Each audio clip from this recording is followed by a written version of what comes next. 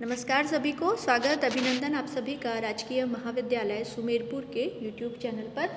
आज YouTube video के माध्यम से हम चंद्रगुप्त मौर्य का जो प्रकरण है, फर्स्ट ईयर की क्लास का ही टॉपिक है, प्रथम पेपर ही है। इसमें मौर्य वंश के दो महत्वपूर्ण शासक चंद्रगुप्त मौर्य और अशोक के बारे में हमें जानकारी लेनी है। तो उन्हीं के बारे में से चंद्रगुप्त मौर्य के बारे में वीडियो आज हम समाप्त कर रहे हैं। कैसे उसने सत्ता प्राप्ति की ये बता दिया, उसके उत्पत्ति के बारे में विवाद, उसकी जानकारी के स्रोत उसके बारे में बता दिया। कैसे उसने सबसे पहले यूनानियों को भारत से खदेड़ा और उसके बाद मगध पर अपनी सत्ता प्राप्त की। अब सिर्फ ऐसा नहीं है कि भारत का ही सबसे महत्वपूर्ण शासक अपने समय का वो था, इसके कारण अब चंद्रगुप्त को याद करते हैं। इतिहास में चंद्रगुप्त को याद करने के और भी कई कारण हैं। उसी में से एक कारण जो सबसे महत्वपूर्ण है कि उसने यूनानियों को बुरी तरह से पराजित किया था, इसके बारे में हम बात कर लेते हैं। सेल्यूकस से युद्ध। सिकंदर की मौत के बाद उसके जो पूर्वी प्रदेश थे, यानी भारत का जो इलाका उसने जीता था, जिसमें काबुल था, कंधार था, हेरात था, ये सारे जो एरिया थे, उसका उत्तराधिकारी सेल्यूकस निकेटर नियुक्त हुआ। सेल्यूकस जो था वो एंटियोकस का पुत्र था। उसने बेबीलोन जीत लिया था और बैक्ट्रिया को जीत लिया था। इसके कारण काफ़ी ताकत उसने अर्जित कर ली थी। उसके सम्राट के द्वारा उसे भारत के प्रदेशों को पुनः अधिकार में लेने के इच्छुक था कि जो सिकंदर ने एरिया जीता है उसे वापस से उन पर हमारा हक है और उसको हम अपने प्रदेशों में शामिल करेंगे। इसी के उद्देश्य से 305 ईसा पूर्व में लगभग उसने भारत पर पुनः चढ़ाई की और सिंध तक आ पहुंचा। लेकिन उस समय सिकंदर के समय में जो भारत था, छोटे छोटे से यहाँ पर राज्य थे, आपस में लड़ते फिरते रहते थे, वैसी परिस्थिति अब नहीं थी। अब उत्तर पश्चिमी भारत में चंद्रगुप्त मौर्य, जो कि अपने समय का सबसे बड़ा भारत का महत्वपूर्ण शासक था, उसका साम्राज्य था, सेना काफ़ी बड़ी थी और वो इतना सुस्त नहीं था, इतना जो है आलसी और अचेत नहीं था कि उसके साम्राज्य को आप आसानी से कब्जे में कर सकते हो। इस समय सेल्यूकस को सामना छोटे छोटे प्रदेश के सरदारों की जगह भारत के महान सम्राट चंद्रगुप्त मौर्य से करना था।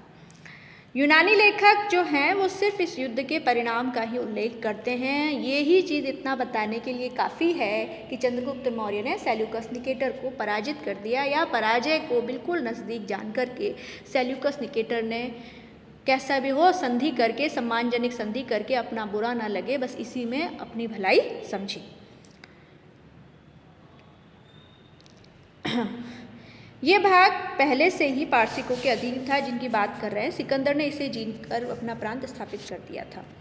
जो एरिया अराकेशिया के पार्ट थे, सेल्यूकस निकेटर और चंद्रगुप्त मौर्य के बीच जो संधि हुई उसकी हम बात कर लेते हैं। इन संधि की मुख्य शर्तें क्या थी? पहली शर्त तो ये थी कि सेल्यूकस ने चंद्रगुप्त मौर्य को अराकेशिया, कंधार, आज कंधार है, उस समय अराकेशिया यूनानी लेखक कहते हैं, पेरिपनेशिया काबुल को कहा गया है, और ये तो दिए इसके अलावा एरिया, हेरात और जेड्रेशिया की जो गवर्नर थे उसके पूरे भाग जो है चंद्रगुप्त मौर्य को सेल्यूकस निकेटर ने प्रदान कर दिए। इसके अलावा दोनों नरेशों के बीच में एक वैवाहिक संबंध भी स्थापित हुआ। कंफर्म नहीं है, लेकिन कुछ विद्वानों के अनुसार सेल्यूकस निकेटर ने अपनी पुत्री हेलेना का विवाह चंद्रगुप्त के साथ कर दिया, लेकिन अपने को ये पुष्ट प्रमाण नहीं है कि वास्तव में विवाह हुआ था या नहीं था, अपुष्ट कुछ लेखक कह रहे हैं। इसके अलावा चंद्रगुप्त मौर्य ने सेल्यूकस को 500 भारतीय हाथी उपहार में दिए। उस समय जो युद्ध हुआ करते थे उसमें हाथी बड़े महत्वपूर्ण होते थे, सामने की सेनाओं को कुचलने में और सामने के सैनिकों में भय पैदा करने में। तो सेल्यूकस निकेटर ने मांग की होगी कि हाथी हमें दिए जाएं, इतने बड़े प्रदेश हम आपको दे रहे हैं। तो चंद्रगुप्त ने उसकी इस मांग को पूरा किया। इसके अलावा सेल्यूकस ने मेगास्थनीज नामक अपना एक राजदूत चंद्रगुप्त मौर्य के दरबार में भेजा, जो कई वर्षों तक चंद्रगुप्त मौर्य के दरबार में रहा, और इसी विवरणों के आधार पर उसने इंडिका लिखी है, उसके भारत के अनुभवों के आधार पर, जो कि हम इतिहास के विद्यार्थियों के लिए, इतिहास के जानकारों के लिए बड़ा ही महत्वपूर्ण है। ये जो जीत थी चंद्रगुप्त मौर्य की, भारत में तो सबसे शक्तिशाली स्थापित हो ही चुका था, लेकिन महान यूनानियों को भी उसने, यूरोपियन जो आज अपनी शक्ति के दम पर इतराते हैं, उनको हजारों वर्षों पहले हम भारतीयों ने कई बार धूल चटाई थी। इसका सबसे बड़ा उदाहरण यही है। इससे भारतीय सीमा का अतिक्रमण पारसिक साम्राज्य की सीमा तक हो गया। चंद्रगुप्त मौर्य के साम्राज्य की सीमा के अंतर्गत अफगानिस्तान का एक बहुत बड़ा हिस्सा था। चंद्रगुप्त के कांधार की पुष्टि वहाँ अशोक के जो अभिलेख हमें मिले हैं उनसे तो हो ही जाती है, क्योंकि अशोक और बिंदुसार ने कोई बड़ी विजय प्राप्त नहीं की थी और भारत ने सिकंदरों के हाथों जो अपनी हार हुई थी यूनानियों से, जगह जगह सिकंदर ने जो आकर के विजय प्राप्त की थी, भारतीय राजाओं को हराया था, उस सब का बदला भारतीयों ने ले लिया। इस समय से भारत और यूनान के बीच में राजनयिक संबंध कायम हो गए, राजदूतों का आदान प्रदान नियमित रूप से शुरू हो गया, जो कि आगे चलकर बिंदुसार और अशोक के समय तक चलता रहा। और आप बाद में भी देखोगे आगे चलकर कि शुंग शासक भागभद्र के काल में भी जो है यूनानी शासक का राजदूत हेलियोडोरस, जो कि वैष्णव बन गया था और उसने गरुड़ ध्वज स्थापित करवाया था। अब उसके बाद में पश्चिमी भारत की विजय। तब तक मगध का विस्तार पश्चिम तक नहीं हुआ था, लेकिन चंद्रगुप्त मौर्य ने संभवतः पश्चिम भारत को जीत लिया था और उसे अपने बड़े होते साम्राज्य में सम्मिलित कर लिया था। अब हमारे पास प्रूफ क्या है? शक क्षत्रप रुद्रदामन का गिरनार अभिलेख या जूनागढ़ अभिलेख, इसमें लिखा गया है, ये मैं बता रही हूँ, इस अभिलेख से हमें पता चलता है कि चंद्रगुप्त मौर्य ने वहाँ अपना एक गवर्नर या राज्यपाल नियुक्त कर रखा था, पुष्यगुप्त वैश्य को, और इसी पुष्यगुप्त वैश्य ने वहाँ पर सुदर्शन नामक झील का निर्माण करवाया था। सौराष्ट्र प्रांत के दक्षिण में सोपारा, जो कि महाराष्ट्र के थाना जिले में है, वहाँ से भी चंद्रगुप्त के पोते अशोक का एक अभिलेख प्राप्त किया गया है। अशोक कह रहा है कि मेरे साम्राज्य में तो ये पहले से ही था। हम जानते हैं कि अशोक ने अपने पूरे जीवन में सिर्फ एक कलिंग का ही युद्ध लड़ा था, तो अशोक ने इलाका जीता नहीं है, और बिंदुसार को हम कोई विजेता के रूप में याद नहीं करते, तो पश्चिमी भारत जो है वो दक्कन और महाराष्ट्र गुजरात का इलाका चंद्रगुप्त मौर्य के द्वारा ही जीता गया था, ये हम कह सकते हैं निश्चित रूप से। और इसका अभिलेख जो है शक क्षत्रप रुद्रदामन का जूनागढ़ अभिलेख, चंद्रगुप्त मौर्य के गवर्नर ने ही, क्योंकि उसने जीता है तभी उसने अपना गवर्नर वहाँ नियुक्त कर रखा होगा, जिसने कि सुदर्शन झील का निर्माण करवाया था। अब दक्षिण भारत में भी उसका साम्राज्य फैला हुआ था। चंद्रगुप्त मौर्य की दक्षिण भारत की विजय के बारे में अशोक के अभिलेख, इसके अलावा जैन स्रोतों और तमिल स्रोतों से कुछ जानकारी प्राप्त होती है। दक्षिण भारत में कर्नाटक और आंध्र प्रदेश में से कई सारे अशोक के अभिलेख मिलते हैं। सिद्धपुर, ब्रह्मगिरी, जंटिंग रामेश्वर, पहाड़ी, गोविमठ, पालीकंडू, मास्का, गुर्जरा, ये सारे अभिलेख जो है कर्नाटक और आंध्र प्रदेश से प्राप्त होते हैं। अशोक खुद के अभिलेखों में बताता है कि मेरे राज्य की दक्षिणी सीमा पर चेर, चोल, पांड्य, सतीपुत्र आदि जातियां रहती हैं। इसके अलावा उसके 13वें शिलालेख से हम ये भी पता कर सकते हैं कि उसने सिर्फ एक कलिंग को जीता था, वहीं उसका एकमात्र जीवन में लड़ा गया युद्ध था। तो बिंदुसार कोई बड़ा विजेता था नहीं, अशोक ने युद्ध किया नहीं, तो हम कह सकते हैं कि दक्षिण तक, जहाँ तक उनका कर्नाटक तक, आंध्र प्रदेश तक उसका साम्राज्य का विस्तार चंद्रगुप्त के समय ही किया गया होगा। चंद्रगुप्त मौर्य की दक्षिण भारतीय विजय के बारे में जैन और तमिल स्रोतों से भी जानकारी मिलती है। जैसा मैंने बताया, अभी बताना बाकी है, अपने जीवन के अंतिम समय में चंद्रगुप्त मौर्य जो है वो जैन भिक्षु बन गया और संलेखना पद्धति द्वारा श्रवण बेलगोला, जो कि कर्नाटक में है, वहाँ की पहाड़ियों पर अपने देह का उसने त्याग किया था।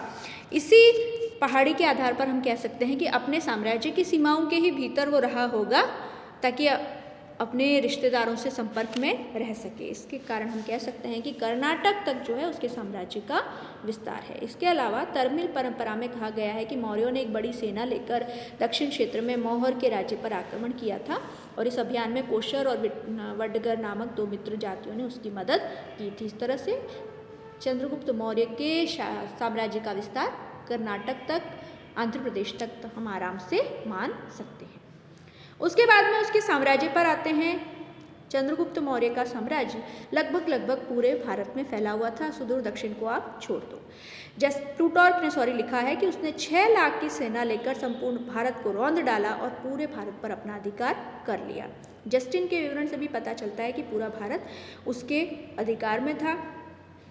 मगध का जो उत्कर्ष बिंबिसार के समय शुरू हुआ था, जो कि मगध का पहला महत्वपूर्ण शासक था, वो जो है अब अपनी पराकाष्ठा पर पहुंच गया था। उसका साम्राज्य उत्तर पश्चिम में ले लो तो ईरान की सीमा से लेकर दक्षिण में आज के कर्नाटक तक विस्तृत था, उत्तरी कर्नाटक तक, पूर्व में मगध से लेकर पश्चिम में सौराष्ट्र और सुपारा तक का पूरा प्रदेश था।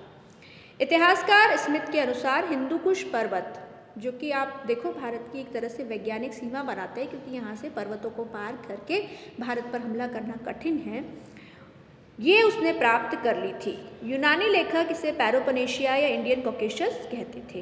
ये चंद्रगुप्त और सेल्यूकस के साम्राज्यों की सीमा थी। चंद्रगुप्त ने सेल्यूकस को हराकर भारत की उस वैज्ञानिक सीमा को प्राप्त कर लिया था, जिसे प्राप्त करने के लिए मुगल शासक कंधार के किले को जीतने के लिए आप बाद में देखोगे कितने प्रयत्न किए गए और अंग्रेज़ों ने अफगानों से कितनी लड़ाइयाँ लड़ी, लेकिन फिर भी वो ये सारे उनके अभियान व्यर्थ गए और उस सीमा को चंद्रगुप्त मौर्य ने प्राप्त कर लिया था।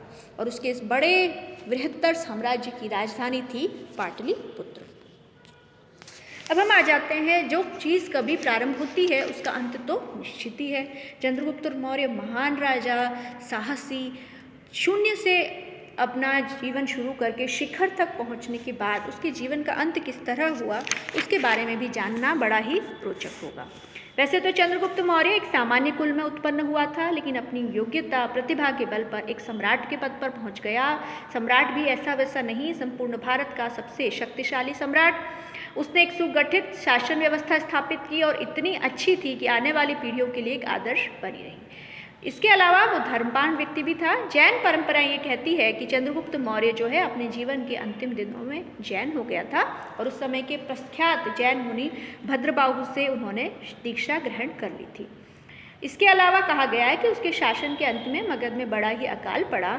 उसने स्थिति से निपटने की पूरी कोशिश की, परंतु उसे सफलता नहीं मिली। तो उसे लगा कि अब मैं वृद्ध हो चुका हूँ, अब जो है मेरा काम शासन नहीं होना चाहिए। तो उसने अपने पुत्र के पक्ष में सिंहासन त्याग दिया और भद्रबाहु के साथ मैसूर श्रवण बेलगोला में तपस्या करने चला गया। वहीं पर उसने जो है 298 ईसा पूर्व के लगभग जैन विधि से उपवास पद्धति या संलेखना पद्धति द्वारा अपने जीवन का त्याग किया। यह उल्लेखनीय है कि यहाँ जो छोटी सी पहाड़ी है श्रवण बेलगोला में, वो आज भी चंद्रगिरी कहलाती है चंद्रगुप्त के नाम पर। बाद में कई पुस्तकों में भद्रबाहु और चंद्रगुप्त मौर्य का नाम हमें मिलता है। इस तरह से शायद ये 12 वर्ष अकाल पड़ने की घटना सही हो या नहीं हो, लेकिन इतना हम निश्चित रूप से कह सकते हैं कि चंद्रगुप्त मौर्य ने अंतिम समय में एक जैन मुनि की तरह अपने जीवन का त्याग किया। अब इसके शासनकाल के बारे में आ जाते हैं। तो चंद्रगुप्त मौर्य का अगर हम शासनकाल बिठाएं तो मोटे मोटे तौर पर उसका शासनकाल जो है 322 या 323 ईसा पूर्व से लेकर के आगे चलकर 298 ईसा पूर्व तक उसका शासनकाल हम मान सकते हैं। तो बच्चों, ये था भारत के प्राचीन काल के महानतम सम्राटों में से एक चंद्रगुप्त मौर्य का जीवन, उसकी उपलब्धियां, उसके जीवन का अंत, उसके साम्राज्य का विस्तार, जिसके कारण उसे भारत के इतिहास में महत्वपूर्ण स्थान प्राप्त है। इतना कहकर ही आज का ये वीडियो और चंद्रगुप्त मौर्य का प्रकरण हम यहीं पर समाप्त करते हैं। धन्यवाद।